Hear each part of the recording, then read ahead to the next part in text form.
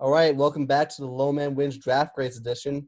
I'm Andrew Miller, that's Alex Kramer, and let's just jump right into it because this is probably one of the more interesting divisions that had their draft grades. The Cincinnati Bengals we're going to start with. Obviously, they get Joe Burrow, who I think may be the best quarterback prospect I've ever scouted since I started this thing in 2013. Then you got T. Higgins in the second, Logan Wilson in the third, Akeem Davis-Gaither in the fourth, Khalid Kareem in the fifth, Hakeem Adinji in the sixth, and Marcus Bailey in the seventh. I gave the draft a B+. It's funny because, a lot of these players, if you had drafted them in different orders, I would have liked the picks better. But I think, they got all their value late and then reached in really early, which I thought was weird. They triple-dipped at linebacker, which I didn't really like. And they didn't really address the offensive line until the sixth round, which I thought was pretty bizarre considering they don't have a great offensive line. Their two best pieces are injured at the current moment. I thought they could have probably done better early on. And, yeah, T. Higgins, I really like T. Higgins. Was receiver really their biggest need? I would have gone offensive line there in a second. But at the end of the day, you got the best quarterback prospect I've seen in a long time. You get the bare minimum B+ for me. Yeah, I really love this draft, and as a Ravens fan, I hate to say that, but this is an A- draft for me. I'm not going to talk much about Burrow, the obvious first pick in the draft. I think he's one of the best quarterback prospects I've ever evaluated, so I think that's obviously a step up from what you had. I completely disagree with you with Higgins. Higgins was my third-ranked wide receiver at the end of the day. I think getting him in the second round was just too good a value, and AJ Green's getting up there. This is your replacement, and they got Joe Burrow a weapon immediately. All three of the linebackers they got, I loved. I mean, yeah, Wilson, Davis-Gaither, and Bailey, they're all great players. Bailey has injury concerns, but three of them together, they're fantastic players. This team is not good enough to take three linebackers in the draft, though. That is a big problem, especially when, like you mentioned, they have a giant gap on the offensive line. Jonah Williams coming back is great, but that doesn't solve all of your problems there. So this was an A+ draft for me. If they had addressed other needs, they got a lot of great players, but taking three linebackers, you got to remove some of that because it doesn't make a lot of sense for it. This is the worst team in football last year. So it's an A- overall, a lot of great picks. I liked just about every one of the picks, but you can't wait until the sixth round to address the offensive line. Yeah, I agree. I don't really sound like I'm hating on T. Higgins. See, I love T. Higgins. I saw him as a Michael Thomas kind of guy. It's just everything in my gut would say if I was a GM, I would have drafted an offensive lineman and gone with the deepest receiver class in forever and address that later. But I understand you want to get him a number one target and have him immediately work chemistry with him. So I understand it from that point. I gave that pick a B just because of the value of the positional value, not necessarily the player. So I gave it a B+. You gave it an A-, right? Yeah, A-. So, yeah, that'll do it for the Cincinnati Bengals. I think every team could contend for the playoffs in the AFC North. They all got pretty good drafts, in my opinion. Moving on, for the Cleveland Browns. Cleveland Browns got one of the fallers in the draft, Jedrek Wills Jr. from Alabama in round 1. Grant Delpit in round 2, which I thought was interesting over Antoine Winfield. Then they got one of my favorite players in the draft, round 3, Jordan Elliott. A bit of a reach in round 3, but a player I still liked, in Jacob Phillips from LSU. Harrison Bryant in round 4. Nick Harris, who I thought was really good, in round 5. And then the faller of the draft, in my estimation, was Donovan Peoples-Jones in the 6th. I'm going to let you take the lead on this one, Kramer. Yeah, I starting at the top, Jedrek Wills was the best tackle in this draft, in my opinion. He fell right into their lap. Great pick. I don't hate the Delpit pick in the second round because the value fits. As a first-round player, there are too many questions from his junior year, but as a sophomore, he was a top 10 player in the entire country, regardless of class. I really just absolutely hate the rest of the draft that they had. We can start. We're a Michigan podcast. I don't think Donovan Peoples-Jones is very good. So I really didn't have a draftable grade on him. So I think a 6th round grade is a reach. I understand you wanting to take a swing at the athleticism. Nick Harris could be a starter. He's got a lot of strength concerns.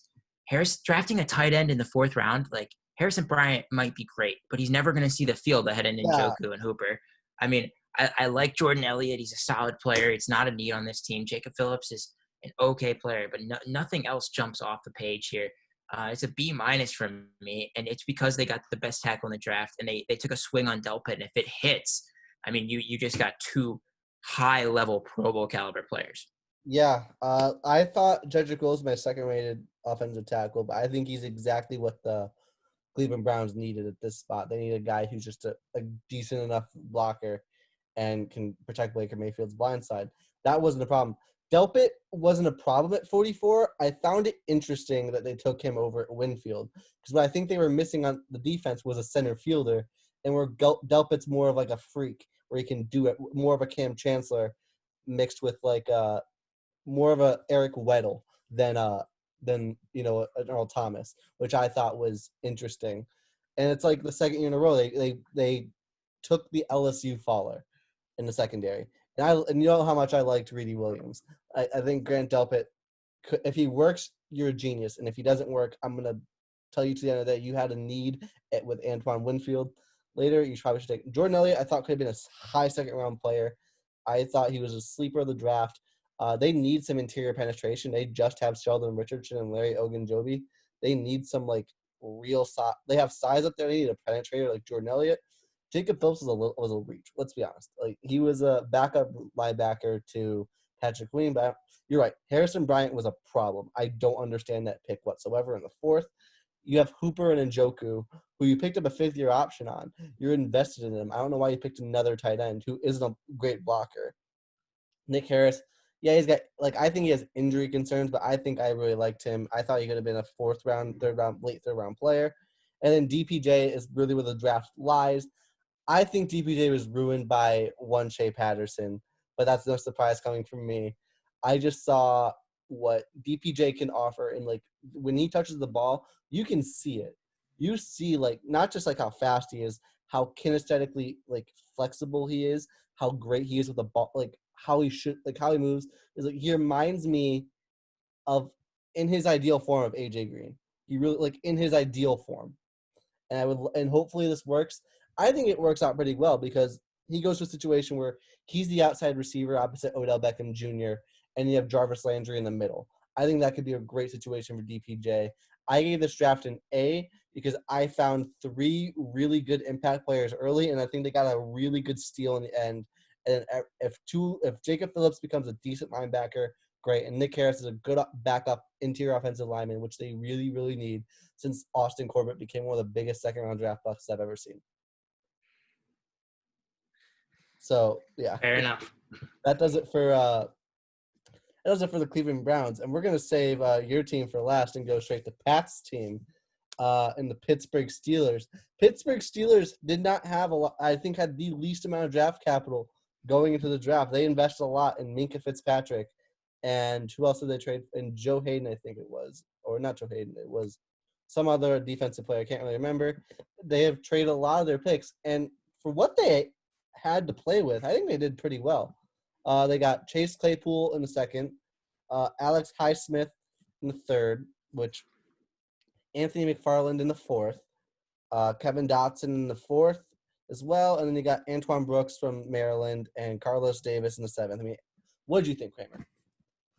I mean, this draft puts me at a bit of a loss because I am a Ravens fan, so the Steelers are enemy number one for me, and now they're taking all my Maryland Terrapins. So I'm a little conflicted here, but that said, the Maryland players were the only ones I liked in this draft, and I'm really not convinced in Anthony McFarland. I don't even think he was the best Maryland running back in this class. But I think that said, he could be a nice comp back. I think Claypool, he can be a matchup nightmare, no question. I just don't think it represents a need. He will probably be great in Pittsburgh. I don't doubt that. I'm not sure it was the best pick, the best value pick there. I think Antoine Brooks is going to be a steal. I watched him for 4 years at Maryland, and that he just plays with so much energy that I think he's going to dominate on special teams. And then as soon as there's an injury anywhere, the linebacker spot, safety spot, or even nickel corner spot, he's gonna jump in and he's gonna play big minutes. I wasn't convinced by Highsmith. I don't know who Carlos Davis is, if I'm being obvious. Kevin Dotson has some traits at guard. There's questions there. overall a C- draft for me. My favorite pick for them was in the 6th round, and I'm talking him up really good, but I think he's honestly a career special teamer because of his work ethic and Antoine Brooks. So I think you came out of this draft with a guaranteed special teamer, and that's about all I can say for guarantees. So because of that, you get a C- for me. Yeah. Well, with the Steelers, I think the Claypool is like one of those like very high upside guys. He could break the game if he works. And if there's anyone I trust drafting receivers, it's the Pittsburgh Steelers. Is he a receiver though? Yes, he's a receiver. My I mean, question with him is that you always kind of want to build your receiving core a little bit like a basketball team. And does Claypool occupy too much of a similar role? Is he too much of a similar player to Juju Smith-Schuster? Is my real question with him. But I think if he works great.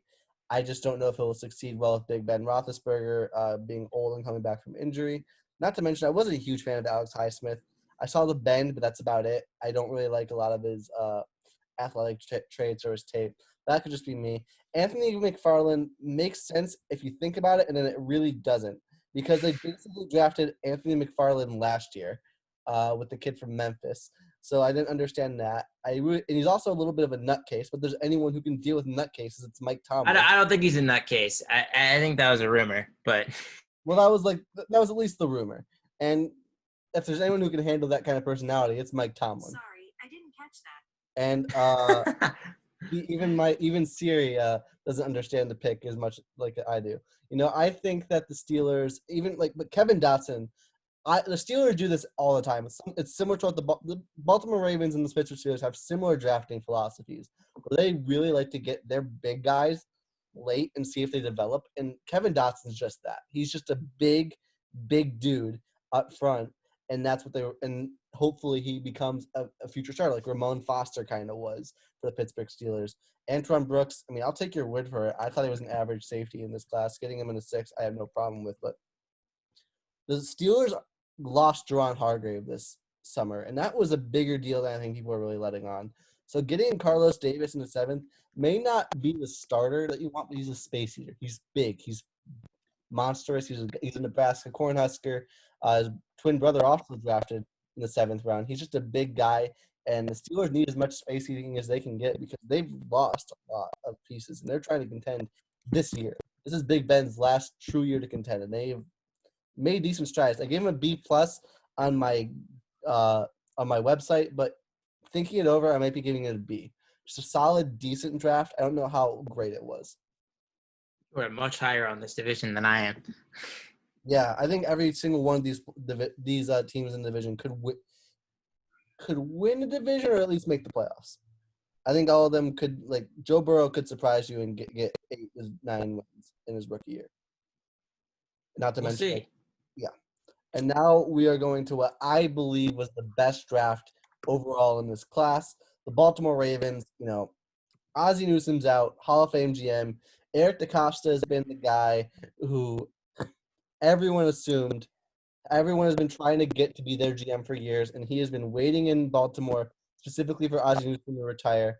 And you know what? In his first real draft, I'm impressed.